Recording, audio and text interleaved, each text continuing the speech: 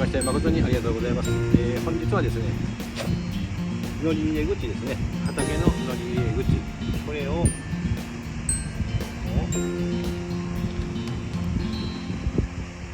こういう感じですね。ここはカットをします。これは取り除き4本ですね。4本取り除いて、こちらの方も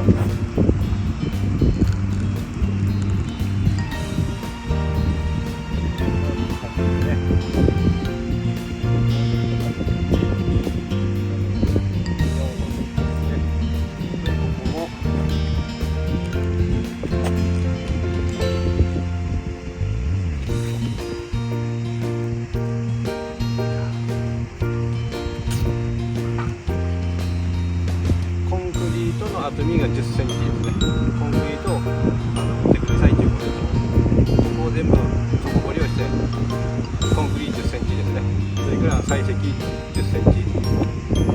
だから今この表面から約20センチ下がりですね。これでのり入れ口をコンクリで仕上げて、完成するというところですね。では本日はですね、エンジンカッターでここに切り込みを入れてから、作業を進めてみたいと思いますので、よろしくお願いいたします。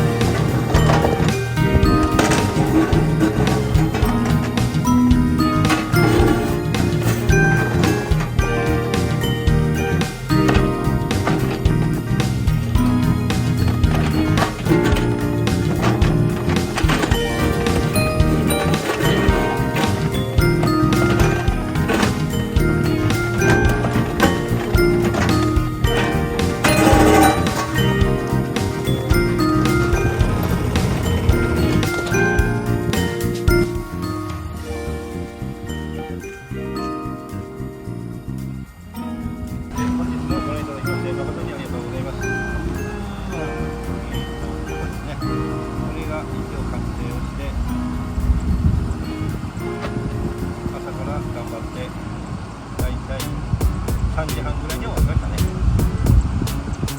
それ今最終点検に来たんですけども、バッチリですね。これで本日の作業は終了になりました。本日もありがとうございました。本日もりゅうちゃんの田舎暮らしをご覧いただきまして誠にありがとうございました。次回も頑張りますので、チャンネル登録並びにグッドボタン、高評価ボタンもよろしくお願い申し上げます。本日もご覧いただきまして誠にありがとうございました。